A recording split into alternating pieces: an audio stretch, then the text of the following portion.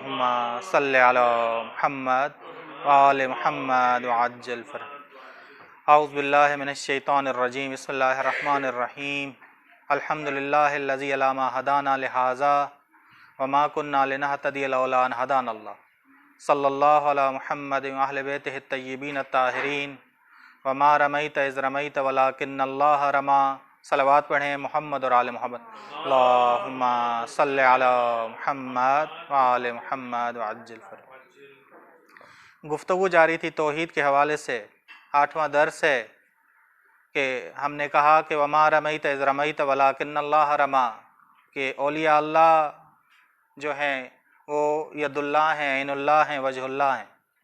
بس اللہ تعالیٰ ولی حقیقی، اللہ تعالیٰ ولی حقیقی ہے کہ بندے کے کام اپنے ذمے خدا نے لیے ہیں، خداوند عالم نے لیے ہیں، ٹھیک۔ بس فاعل حقیقی کون ہے؟ اللہ، فاعل حقیقی اللہ ہے۔ بس اگر کوئی عبد خالص ہو تو وہ مظہر رب ہو جاتا ہے، مظہر رب ہو جاتا ہے، اور وہ ہر قسم کا معجزہ کرتا ہے اذن الہی سے۔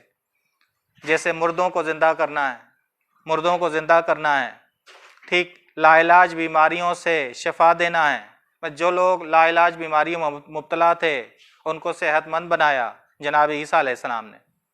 بس عبد ہمیشہ عبد ہے، عبد ہمیشہ عبد ہے۔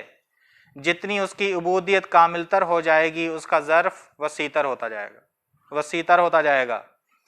بس عقل ہماری سمجھتی ہے کہ ایک قانون بنائیں، ایک قانون ہو توحید کے حوالے سے، اس قانون کی ہر جگہ آپ رعایت کریں۔ ایک قانون رسول خدا نے بتایا ہے اپنے حوالے سے، ہم اس قانون کو آل محمد علیہ السلام کے لیے بھی جاری کریں، علماء کے لیے بھی جاری کریں، مومنین کے لیے بھی جاری کریں، مومنین کے لیے بھی جاری کریں۔ بس یہ قانون جو رسول خدا صلی اللہ علیہ وآلہ وسلم فرماتے ہیں کہ مجھے رب نہ کہو، مجھے رب نہ کہو، مجھے اللہ کا بندہ مانو، مجھے اللہ کا بندہ مانو۔ ہر کمال جو موجود ممکن کے لیے ہے، میسر ہے، اس کی میری طرف نسبت دو۔ یہ قانون ہے جو رسول خدا صلی اللہ علیہ وسلم نے بیان کی۔ اگر آپ نہج البلاغہ پڑھیں تو نہج البلاغہ میں امام علیہ السلام نے بھی کہا کہ اگر میں تمہیں بتاؤں کہ تمہارے اٹھنے کی جگہ، بیٹھنے کی جگہ، نکلنے کی جگہ، تمام زندگی کے حالات تمہارے بتاؤں تو تم میرے ساتھ کفر کر لو گے، مجھے رسول خدا سے بڑھا دو گے، مجھے رسول خدا صلی اللہ علیہ وسلم سے بڑھا دو گے۔ بس رسول خدا صلی اللہ علیہ وسلم نے ہمیں یہ قانون دیا ہے کہ شیخ عباس قمی نے یہ حدیث نقل کی ہے کہ رسول خدا صلی اللہ علیہ وآلہ وسلم فرماتے ہیں کہ یہ قانون ہے کہ مجھے رب نہ کہو، مجھے اللہ کا بندہ مانو، مجھے اللہ کا بندہ مانو، اور ہر کمال جو موجود ممکن کے لیے ہے۔ یہ جو موجود کی دو قسمیں، ایک موجود واجب الوجود ہے، وہ اللہ تعالیٰ ہے، باقی سارے جو موجودات ہیں وہ موجودات عالم امکان ہے، یہ عالم امکان ہے۔ بس موجود ممکن میں سے مجھے افضل ترین مانو، ہر کمال جو موجود ممکن کے لیے میسر ہے اس کی میری طرف نسبت دو، میری طرف نسبت دو۔ بس موجود امکانی میں سب سے افضل ہے رسول خدا صلی اللہ علیہ وسلم۔ اب جی یہ تو رسول خدا کے حوالے سے قانون ہے۔ اب جی ہم آل محمد علیہ السلام کے حوالے سے کیا قانون بتائیں گے؟ آل محمد علیہ السلام کے لیے قانون یہ ہے کہ ائمہ علیہ السلام کہتے ہیں کہ ہمیں رسالت سے نہ ملاؤ، ہمیں رب بھی نہ مانو اور رسالت سے نہ ملاؤ۔ دوم، پہلے رب نہ مانو، دوسرا رسالت سے نہ ملاؤ، باقی جو ہر کمال ہے وہ میسر ہے وہ اس کی ہماری طرف نسبت دو، اس کی ہماری طرف کیا دو؟ نسبت دو۔ بس جو بھی کمال ہے وہ ہماری طرف نسبت دو، لیکن ہمیں خدا نہ مانو، رب نہ مانو اور رسول نہ مانو۔ یہ قانون کس کے لیے ہے؟ یہ قانون ہے ائمہ علیہ السلام کے لیے۔ تیسرا قانون فقہا کے لیے، مجتہدین کے لیے، کہ ہمیں انبیاء اور ائمہ کی مانند معصوم نہ بناؤ، معصوم نہ بناؤ، معصوم کی امامت کو ہمارے لیے نہ قرار دو، ہمارے لیے قرار نہ دو۔ باقی کمال وہ جو بھی ہے اس کی ہماری طرف نسبت دو۔ یہ فقہا کے لیے اور مجتہدین کے لیے کیا ہے؟ قانون ہے کہ ہمیں انبیاء اور ائمہ کی مانند معصوم نہ بناؤ، معصوم نہ بناؤ، معصوم کی امامت ہمارے لیے قرار نہ دو۔ ہم اگر ولایت رکھتے ہیں تو وہ غیر معصومانہ ہے، وہ غیر معصومانہ ہے، یعنی ولی فقیہ اگر کوئی بنے تو وہ یہ سمجھ لیں کہ وہ معصوم والا نہیں ہے، جو معصومیت معصوم ائمہ علیہ السلام کے لیے ہے ولایت اور امامت، اس طرح کی نہیں ہے۔ اگر آپ اطاعت کے لحاظ سے بحث کریں تو اطاعت جس طرح خدا کی ہے، جس طرح رسول کی ہے، جس طرح امام کی ہے، اسی طرح ایک ولی فقیہ کی۔ ہم بات اطاعت کے لحاظ سے نہیں کہہ رہے، ہم بات ان کی امامت اور ولایت کے لحاظ سے کہہ رہے ہیں کہ جس طرح ائمہ علیہ السلام کا قانون ہے کہ ہمیں رب نہ مانو اور رسول نہ مانو، اسی طرح فقہا اور مجتہدین کے لیے کہ ہمیں اور انبیاء اور ائمہ میں سے قرار نہ دو، معصوم نہ بناؤ ہمیں، ٹھیک۔ باقی جو کمال ہے اس کی نسبت ہماری طرف دو۔ مومنین کے لیے کیا ہوگا؟ مومنین کے لیے یہ ہوگا کہ ہمیں رب نہ بناؤ اول، ہمیں رسول نہ بناؤ دوم، ہمیں امام نہ بناؤ سوم، چہارم ہمیں مجتہد اور فقیہ بھی نہ مانو۔ باقی جو کمال ہے اس کی نسبت ہماری طرف دو۔ بس یہ قانون ہے، رسول خدا نے ایک قانون ہمیں بتایا، اس قانون سے ہم سارے قوانین بنا سکتے ہیں، اسی طرح کے قوانین۔ بس ایک بطور مثال ہمارے پاس قانون موجود ہے کہ رسول خدا نے کہا مجھے رب نہ مانو، مجھے بندہ مانو، اور ہر جو کمال ہے موجود ہے ممکن کے لیے وہ میری طرف نسبت دو، جو کمال میسر ہے وہ میری طرف نسبت دو۔ بس یہ قوانین اگر ہم یاد رکھیں تو کتنی توحید کی رعایت کریں، کتنی توحید کی رعایت کریں گے۔ بس معصوم کی امامت ہم فقہا کے لیے قرار نہ دیں، یہ توحید ہوگی، یہ انہیں توحید ہوگی۔ بس معاملہ حل ہو گیا کہ مومنین کو اگر ہم نے، مومنین جتنا بھی افضل ہو جائے وہ مجتہد اور فقیہ جیسا نہیں ہو سکتا، وہ مجتہد اور فقیہ جیسا نہیں ہو سکتا۔ ہمارے معاشرے میں یہ مشکل ہے کہ فلاں نے کہا، مجتہد نے کیا کہا، ولی فقیہ نے کیا کہا، یہ نہیں دیکھا جاتا، یہ نہیں دیکھا جاتا۔ یا یہ کرتے ہیں کہ ایک حدیث سے حکم جاری کر دیتے ہیں، ایک حدیث سے، ایک آیت سے حکم جاری نہیں ہوتا، پورا نتیجہ نکالنا پڑتا ہے کہ اس موضوع جو حدیث میں موضوع بیان ہوا، اس موضوع میں کتنی احادیث ہیں، ان سب کو ملائیں گے، عام خاص سب کچھ ملا کے ایک نتیجہ اخذ کیا جاتا ہے، وہ دیکھے بغیر ہم نتیجہ اخذ نہیں کر سکتے، ٹھیک۔ بس یہ پہلی چیز کہ قانون ہم نے بتایا، بس معجزہ کرنا یہ نہیں کیا۔ انبیاء علیہ السلام اور ائمہ علیہ السلام کا معجزہ کرنا یعنی مظہر رب ہونا، مظہر رب ہونا۔ انبیاء علیہ السلام اور ائمہ علیہ السلام کیوں انہوں نے زیادہ معجزے نہیں کیے؟ یہ آپ ان کی زندگی کو دیکھیں تو زیادہ ان کی زندگی کس پہ مشتمل ہے؟ بندگی پہ مشتمل ہے، معجزوں پہ مشتمل نہیں۔ زندگی کے تھوڑے حصے میں انہوں نے معجزے کیے، ان حالات میں معجزے کیے ہیں کہ جب دین کی حفاظت مقصود ہو، دین کی حفاظت مقصود ہو۔ یہاں ہماری مجالس میں آپ دیکھیں سارے ہی معجزے بیان کیے جاتے ہیں، ان کی بندگی کی مثالیں کم دی جاتی ہیں، ان کی عبادت کی مثالیں، ان کی نماز شب کی مثالیں کم دی جاتی ہیں۔ ائمہ علیہ السلام چاہتے ہیں کہ ہماری بندگی زیادہ بیان کرو تاکہ لوگ موحد پیدا ہوں۔ جب آپ ایک ہی رخ بتاتے جاؤ گے، صرف معجزے، تو لوگ چاہو نہ چاہو ہمیں کو ایک حصہ رب ماننا شروع کر دے گا، ایک حصہ کیا ماننا شروع کر دے گا؟ رب ماننا شروع کر دے گا۔ بس یہ ذہن میں رکھیے گا، ائمہ علیہ السلام یا انبیاء علیہ السلام، قرآن کو آپ مد نظر رکھیں، قرآن نے زیادہ معجزے ذکر کیے ہیں یا معجزہ بھی کرایا جا رہا ہے، تو کس صفت کو بیان کیا جا رہا ہے؟ آپ اگر معجزہ رسول خدا کا معراج ہے، سبحان الذی اسرا بعبدہ لیلا من المسجد الحرام، بعبدہ اپنے بندے کو لے گیا خدا۔ اگر قرآن کے اس طریقے کو سمجھ لیں تو ہمیں قرآن بڑی رہنمائی کرے گا۔ جناب عیسیٰ سے پوچھا کہ آپ نے کہا کہ میرا ہوں، کہا نہیں میں نے نہیں کہا، میں نے کہا میں بندہ ہوں خدا کا، میں خدا کا بندہ ہوں۔ یا جہاں معجزے کا ذکر ہوا تو وہاں بے اذن اللہ ذکر ہوا کہ انی اخلق لکم من الطیر کہیت الطیر، من الطین کہیت الطیر، ٹھیک۔ بس انبیاء علیہ السلام، جب ائمہ علیہ السلام دین کی حفاظت مقصود ہو تب وہ معجزہ دکھاتے ہیں، ہر جگہ معجزہ پیش نہیں کرتے، ہر جگہ معجزہ پیش نہیں کرتے۔ بس اگر وہ سمجھتے ہیں کہ ہم یہ خود کام کر سکتے ہیں تو انہوں نے خود کیا۔ کربلا میں کیوں امام نے جنوں کا سہارا نہیں لیا؟ کیوں امام نے ملائکہ کو نہیں بلایا؟ بس مقصود کیا تھا؟ مقصود تھا کہ خود کام کریں، خود کام کریں، ظاہری وسائل سے ہم، حتیٰ کہ یہ ذہن میں رکھیے گا کہ رسول خدا صلی اللہ علیہ وسلم فرماتے ہیں، قرآن کریم میں ہے، قرآن کریم میں زمخشری نے اعتراض کیا ہے کہ شیعوں پہ اعتراض کیا ہے، میں سورہ نمل میں ہے کہ یہ جو ہدہد پرندہ یمن کے علاقے میں گیا، سبا علاقہ تھا، یمن میں ایک سبا علاقہ تھا جہاں کی ایک بادشاہ عورت تھی ملکہ سبا، اس کی خبر لے آیا تو ہدہد نے کیا کہا؟ میں ایک خبر لایا ہوں جسے آپ نہیں جانتے تھے۔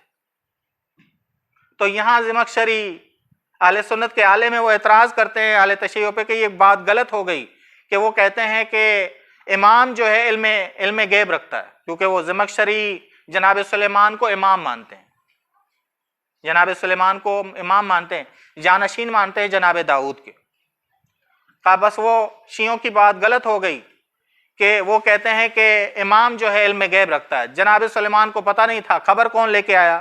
خبر ہدہد پرندہ لے کے آیا۔ ہم کیا جواب دیتے ہیں؟ نہیں، جناب سلیمان کو علم تھا، لیکن کارروائی کیوں نہیں کی مشرکین کے خلاف؟ کیونکہ حجت، وہ گواہ کے انتظار میں تھے۔ تبھی رسول خدا صلی اللہ علیہ وسلم فرماتے ہیں کہ میں جب قضاوت کرتا ہوں، فیصلے کرتا ہوں، عدالت برپا کرتا ہوں تو اس میں ظاہر کو مد نظر رکھ کے فیصلہ دیتا ہوں، اگرچہ غیب کے حوالے سے مجھے خبر ہوتی ہے کہ فلاں نے کیا کیا ہے، فلاں نے کیا کیا ہے۔ میں قسم کھلواتا ہوں، قسم کھائے کوئی، میں گواہ کو کہتا ہوں کہ گواہ پیش کرو، بس ظاہر کے مطابق، ظاہری قوانین کے مطابق میں یہ نظام قضاوت کو برپا کرتا ہوں، اگرچہ مجھے معلوم ہوتا ہے کہ یہ فلاں نے یہ کام غلط کیا ہے، علم غیب سے معلوم ہے، بس علم غیب کو دلیل شرعی کے طور پہ نہیں پیش کر سکتے۔ اگر یہ کام شروع کیا جائے تو معاملہ کہاں تک پہنچے گا؟ تبھی آپ دیکھیں ائمہ علیہ السلام نے اپنی زیادہ زندگی کے حصوں میں معجزے پیش نہیں کیے، وہ کر سکتے تھے، کوئی مشکل نہیں تھی، لیکن نہیں پیش کیے۔ زیادہ زندگی کا حصہ ظاہر کیا کیا؟ عبودیت، اللہ کی بندگی، دعائے کمیل، دعائے عرفہ، ٹھیک۔ بس وہ سمجھتے ہیں کہ ہم جو خود کام کر سکتے ہیں، ظاہر کے مطابق جو کام کر سکتے ہیں، تو حتی الامکان کوشش کرتے ہیں کہ معاشرے میں اپنی بندگی کو آشکار کریں، اپنی بندگی کو آشکار کریں۔ معجزہ ضروری جگہ کے علاوہ پیش نہیں کرتے، اور معجزہ مظہر ربوبیت ہے، ہم نے بتا دیا۔ جس معاشرے میں زیادہ ہی زیادہ بندگی ائمہ کی نہ بتائی جائے، آپ دیکھیں زیارت جامعہ کبیرہ کیا بتاتی ہے؟ بندگی۔ ان زیارت جامعہ کبیرہ وہ فضائل بیان کر رہی ہے کہ سلام ہو آپ پر، آپ خدا کے مطیع ہو، سلام ہو آپ پر، آپ توحید میں خالص ہو، سلام ہو آپ پر، آپ اللہ کی طرف سے ہدایت یافتہ ہو، سلام ہو آپ پر کہ آپ عبادت میں کامل ہو۔ زیارت جامعہ کبیرہ جو فضائل بیان کرتی ہے وہ عبودیت کے لحاظ سے، عبودیت کے لحاظ سے۔ سلام ہو آپ پہ، آپ اصول الکرم ہو، سلام ہو آپ پر، آپ تقوی کے پہاڑ ہو، تقوی کے علم ہو۔ بس یہ جو فضائل زیارت جامعہ کبیرہ بیان کرتی ہے، اگر ہماری تربیت اس لحاظ سے ہوتی ہے تو اس معاشرے میں آپ شرک نہ دیکھتے۔ ہماری تربیت کس لحاظ سے ہے؟ آپ پرانا سسٹم دیکھ لیں کہ پرانے سسٹم میں پڑھائی معجزہ جاتا تھا، اب وہ بات الگ ہے کہ وہ معجزہ جو بیان کیا جاتا ہے اس کی تاریخی اعتبار سے یا روایت کے اعتبار سے کتنی صحت ہے، کتنا صحیح ہے، وہ الگ بحث ہے کہ ہمارے ہاں بہت زیادہ معجزے جو بیان کیے جاتے تھے اس کی تاریخی حوالے سے کوئی اہمیت نہیں ہے، کوئی سند نہیں ہے، روایتی لحاظ سے کوئی سند نہیں ہے، ٹھیک۔ بس جو لوگ اللہ کی ربوبیت کو تسلیم نہیں کرتے، قرآن کریم کہتا ہے کہ جیسے فرعون دنیا میں کیا کہتا تھا؟ دنیا میں کہتا تھا کہ اللہ جناب موسیٰ کا رب، اللہ جناب موسیٰ کا رب، ہمارا رب نہیں۔ آخرت میں بھی وہ ربوبیت کا اقرار نہیں کر پائیں گے، یہ پچھلی دفعہ ہم نے بیان کر دیا، ان کو توفیق ملے گی نہیں، ان کو توفیق ملے گی نہیں۔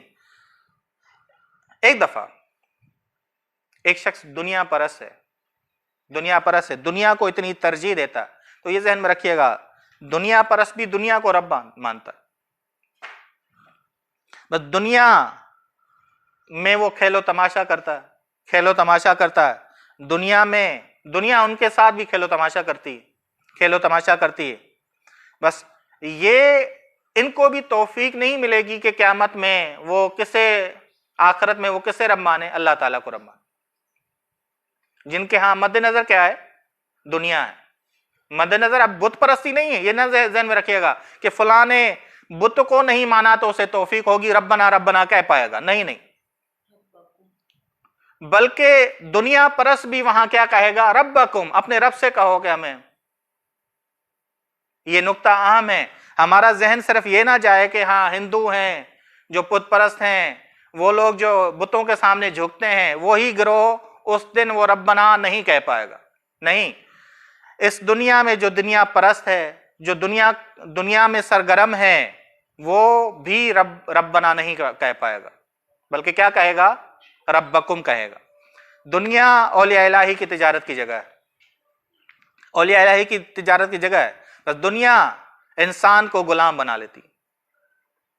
یہ دنیا فرعون کی زبان سے کہتی ہے انا ربکم الاعلی، جس طرح فرعون نے کہا میں اعلیٰ رب ہوں تمہارا، اسی طرح یہ غرور اور تکبر انسان کو کہتا ہے کہ تو بھی کہہ کہ یہ دنیا ہی سب کچھ، میرا بڑا رب کون ہے؟ اعلیٰ رب کون ہے؟ دنیا، ٹھیک۔ بس اللہ تعالیٰ نے قرآن کریم میں کہا اگر تم کمال یقین تک پہنچنا چاہتے ہو تو اللہ واحد کی عبادت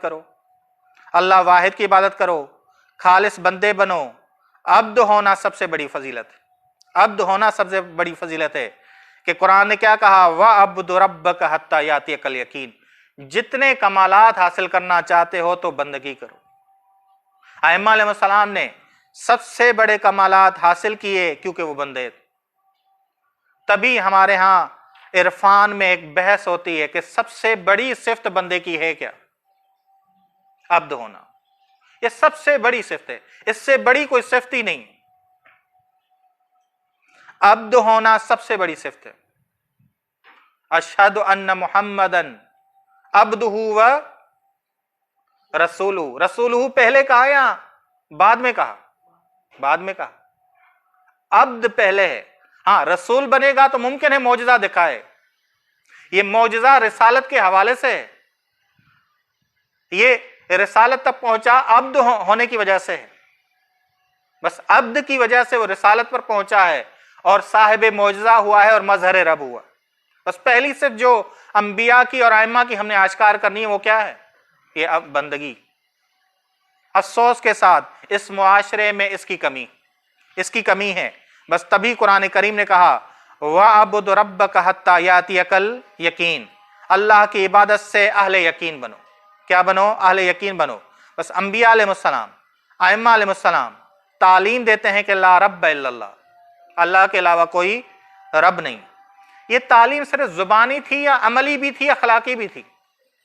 دونوں، عملی بھی تھی، اخلاقی بھی تھی اور زبانی بھی تھی۔ عملی اور اخلاقی، وہ ہر جگہ ہر وقت امام علی کو کوئی مشکل آتی 2 رکعت نماز پڑھتے تھے، جس امام کو ہم مشکل کشا کہتے ہیں، وہ مشکل کشا اپنی مشکل کیسے حل کرواتا ہے؟ نماز کو وسیلہ بنا کر، یعنی بندگی کے ذریعے۔ اس معاشرے میں ایسی باتیں کرے تو ایک اکثر گروہ ہمارا جو شاعری پہ پل رہا ہوتا ہے انہیں وہ مشکل لگتی ہیں باتیں، ہضم کرنا مشکل ہو جاتا ہے کہ آپ جب وَاسْتَعِینُوا بِالصَّبْرِ وَالصَّلَاةِ إِنَّ اللَّهَ مَعَ الصَّابِرِينَ یہ آیت بہت زیادہ تلاوت کیا کرتے تھے امام علی علیہ السلام جب مشکل آتی تھی کہ مدد لو نماز سے اور صبر سے. 2 رکعت نماز پڑھتے تھے مشکل کے وقت امام. یہ فضائل ہم ذکر کریں تاکہ توحید کا اندازہ ہو، اللہ کی ربوبیت کا اندازہ ہو. ہم مانیں کہ لا رب الا اللہ، اللہ کے علاوہ کوئی رب نہیں ہے. ٹھیک، مکمل ہوئی بحث ہماری لا رب الا اللہ کے حوالے سے، بحث مکمل. اب تیسری صفت جس کے بارے میں ہم گفتگو کریں گے، پہلے ہم نے کیا ثابت کیا؟ لا خالق الا اللہ. دوسری صفت لا رب، جب اللہ خالق ہے تو اللہ ہی رب ہے. تیسری صفت لا مالک الا اللہ، جب اللہ ہی خالق ہے، جب اللہ ہی رب ہے تو مالک بھی وہی ہے. مالک بھی کیا ہے؟ وہی ہے. بس ثابت ہوا کہ اللہ خالق ہے، بس جب وہی خالق ہے تو وہی رب ہے. پس جب اللہ کے علاوہ کوئی رب اور مدبر نہیں ہے تو اللہ ہی مالک ہے، کہ قرآن کریم کہتا ہے کہ ہر چیز کا مالک کون ہے؟ خدا. ہر چیز کا مالک خدا ہے، وہی مالک ہے. مالکیت کی 2 اقسام، ایک مالکیت ہے مالکیت حقیقی، ایک دوسری قسم ہے مالکیت اعتباری. مالکیت اعتباری قرآن کریم نے کہا کہ وَآتُوهُم مِّن مَالِ اللَّهِ الَّذِي آتَاكُمْ، تم غربا کو، فقیروں کو دو اللہ کے مال میں سے جو اللہ نے تمہیں دیا. بس مال کس کا ہوا؟ تم کون سے مالک ہو؟ مالک اعتباری. مالک اعتباری ہو، بس تم کون ہو؟ مالک امانت دار، امانت دار ہو، امین ہو. بس مالکیت اعتباری یعنی کیا؟ امانت داری، امین ہونا. یہ مالکیت اعتباری مالکیت حقیقی کے تحت ہے. امین کسی مالک کے تحت ہوتا ہے، کسی مالک کے تحت ہے. بس مالکیت اعتباری کیوں ہے؟ یہ کیوں؟ اب جب ہم مالک ہیں ہی نہیں تو خداوند عالم نے مالک اعتباری ہمیں کیوں قرار دیا؟ یہ سوال اٹھ سکتا ہے. یہ سوال اٹھ سکتا ہے کہ کیوں خداوند عالم نے؟ خدا نے اس لیے قرار دیا تاکہ دنیا کے نظام کو برقرار رکھا جائے، اس دنیاوی زندگی کے نظام کو برقرار رکھا جائے. بس مالکیت اعتباری خدا نے اس لیے قرار دی ہے، جیسے حقوق کی آتی کہ فلاں کا حق یہ ہے، فلاں کا حق یہ ہے. باپ اپنی اولاد کو نان و نفقہ فراہم کرے. کیوں؟ مالک اعتباری ہے، مالک حقیقی نہیں ہے، مالک اعتباری ہے. حقوق ادا کرنے کے لحاظ سے شوہر اپنی بیوی کو نان و نفقہ فراہم کرے. کیوں؟ مالک حقیقی ہے؟ نہیں، مالک اعتباری، امین ہے. وہ معاہدہ ہوا ان کے درمیان، معاہدہ ہوا ان کے درمیان. بس جہاں بھی انسان خود کو مالک حقیقی سمجھنے لگے گا وہاں دیکھیے گا تکبر، غرور، وہاں سے نظام بگڑنا، بد اخلاقیاں شروع ہو جاتی، بد اخلاقیاں شروع ہو جاتی ہیں. بس مالکیت تکوینی، مالک تکوینی کون ہے؟ اللہ تعالیٰ. اللہ تعالیٰ مالک تکوینی ہے. بس خداوند عالم نے اپنے ساتھ مخصوص کیا تبارک الذی بیدہ الملک وہو علی کل شیء قدیر لہ ملک السماوات والارض. اس کے لیے ہے آسمان اور زمین کی حکمرانی، اسی کے ہاتھ میں ملکوت ہے، اسی کے ہاتھ میں ملک ہے. بس مالکیت تکوینی میں اللہ کا کوئی شریک نہیں ہے، نہ ہی اللہ کا کوئی معاون ہے، نہ ہی کوئی مالک ہے. جو سورہ سبا کی ہم نے آیت پڑھی تھی کہ یہ 3 قوانین ہم یاد رکھیں.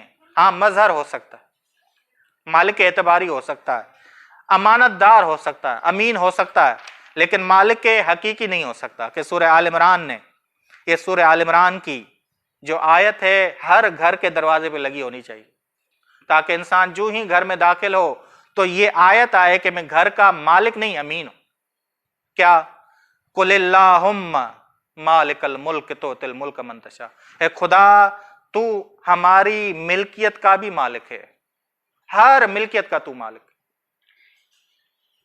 تو ہر سلطنت پہ مسلط ہے، تو ہر سلطنت پہ مسلط ہے. بس میرے پاس جو بھی چیز ہے وہ تیری طرف سے، میں امین ہوں.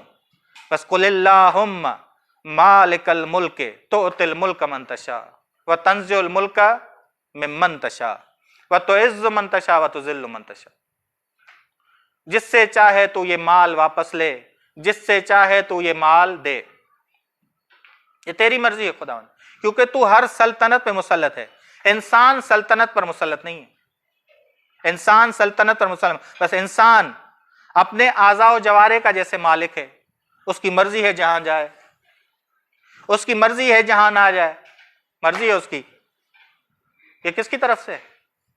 اللہ تعالیٰ کی طرف سے۔ اگر انسان سمجھ لے کہ میں مالک حقیقی ہوں تب بھی شرک کر لے،